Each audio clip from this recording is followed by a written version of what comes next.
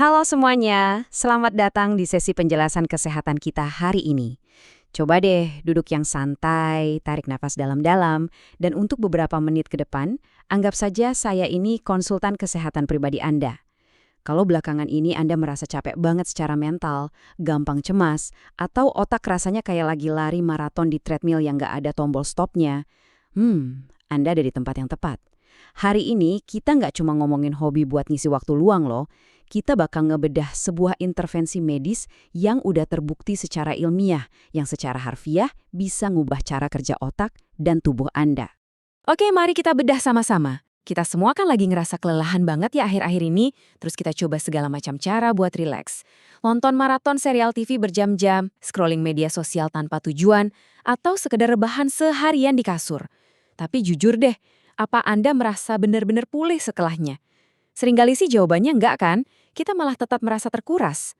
Pertanyaannya, jangan-jangan metode relaksasi modern yang selama ini kita andalkan itu justru mengabaikan apa yang paling dibutuhkan oleh biologi tubuh kita sendiri.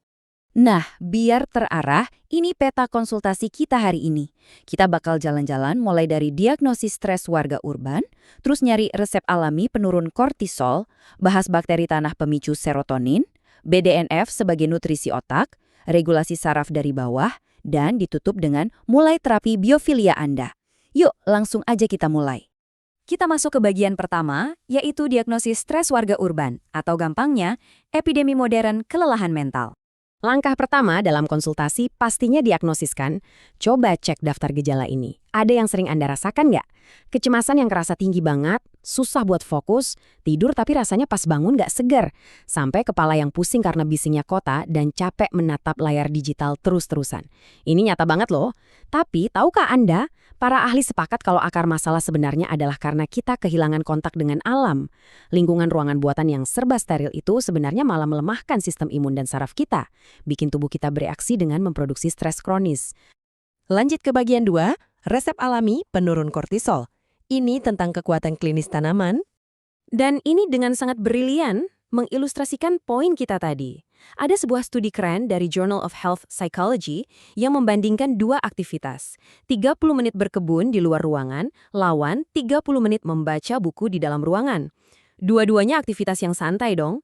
Tapi tes medis membuktikan kalau berkebun jauh lebih efektif menurunkan kortisol, si hormon utama pemicu stres di tubuh kita.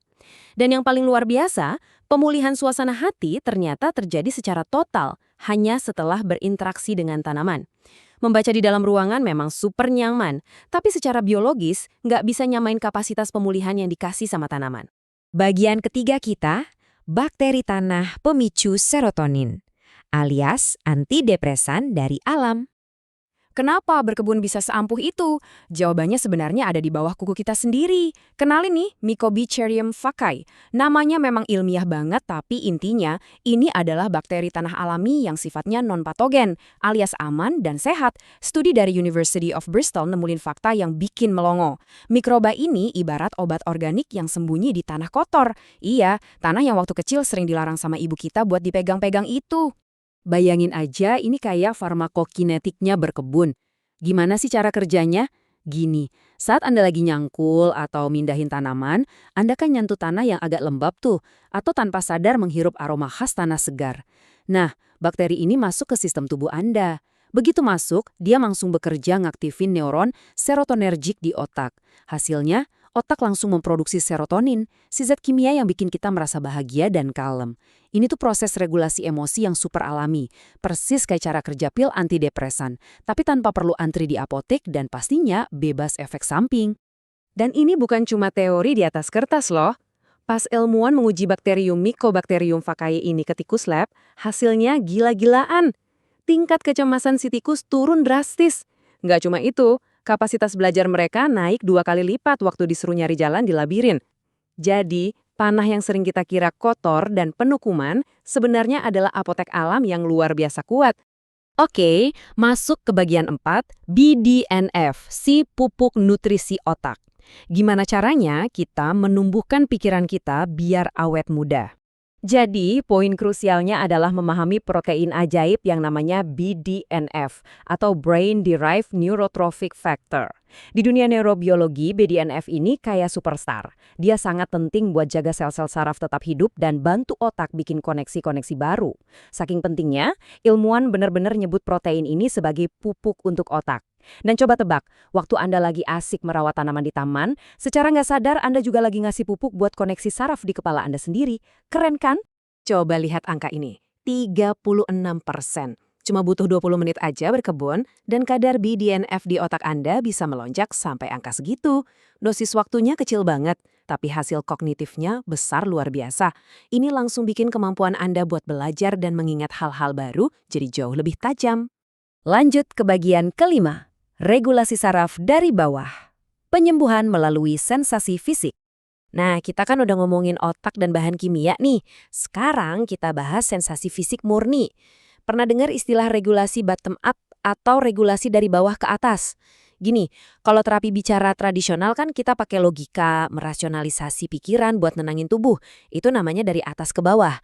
Berkebun itu justru kebalikannya. Dia langsung lewatin pikiran dan logika Anda yang udah terlanjur capek itu dan langsung nenangin sistem saraf lewat sensasi fisik tubuh Anda. Langsung di-bypass. Coba deh bayangin sensasi ini sekarang juga. Tangan Anda lagi ngerasain tanah lembab yang gembur atau nyentuh tekstur bulu-bulu halus di daun tomat secara perlahan. Rangsangan fisik sederhana kayak gini adalah pemicu sensorik yang sangat spesifik. Mereka kayak ngasih instruksi instan ke saraf sensorik Anda buat nyalain sistem parasimpatis, yaitu mode istirahat dan pulih di tubuh kita. Tubuh kita benar-benar merasa rileks dan aman cuma lewat sebuah sentuhan. Dan lagi-lagi, dampaknya ini bisa diukur loh. Interaksi taktil dan ritme fisik yang tenang saat berkebun terbukti bisa nurunin tekanan darah sistolik sekitar 7-8 mmHg. Buat ngasih gambaran medis ke Anda, penurunan angka segini tuh secara klinis udah setara sama efek minum jenis obat penurun darah tinggi tertentu loh. Bedanya, yang ini gratis, bisa sambil panen sayur seger, nggak butuh resep dokter, dan nol efek samping klinis. Akhirnya, kita sampai di bagian ke-6. Mulai terapi biofilia Anda. Ini adalah resep pamungkas dari sesi kita. Nah, yang benar-benar menarik dari visual ini adalah sebuah konsep yang disebut biofilia. Dari semua data klinis dan biologi yang kita bedah dari tadi, benang merah paling kuatnya ada di sini. Berkebun itu bukan sekedar soal nanam tomat atau nyiram bunga. Kita sebagai manusia tuh punya kebutuhan biologis bawaan di level DNA kita loh, buat selalu terhubung dengan makhluk hidup lain. Ini bukan cuma preferensi hobi yang estetik, ini adalah dorongan biologis fundamental biar sistem saraf dan ketahanan mental kita tetap kuat. Ingat kalimat ini baik-baik ya, 2 hal tumbuh sekaligus, tanaman dan otak Anda. Resep terakhir saya untuk hari ini, gampang banget buat dilakuin. Anda nggak butuh sebidang tanah luas, cukup mulai dengan 1 pot kecil aja. Taruh di ambang jendela kamar yang kena sinar matahari hangat. Sentuh tanahnya, rawat tanamannya. Saya jamin, dan sains juga menjamin, kalau Anda pantau level kelelahan Anda dalam beberapa minggu ke depan, Anda bakal ngerasain perbedaan yang sangat nyata pada tingkat stres Anda. Jadi, sebelum sesi penjelasan medis kita hari ini benar-benar selesai, saya punya satu pertanyaan provokatif buat Anda yang udah siap memulai pengobatan alami ini. Apa nih yang bakal jadi langkah pertama Anda? Bakal browsing nyari jenis media tanam yang nutrisinya paling bagus? Atau malah mulai hunting alat-alat berkebun ergonomis buat pemula yang nyaman dipegang? Kasih tahu pilihan Anda di kolom komentar di bawah ini ya. Soalnya, topik yang paling banyak dipilih bakal jadi bahan riset kita buat sesi kesehatan berikutnya.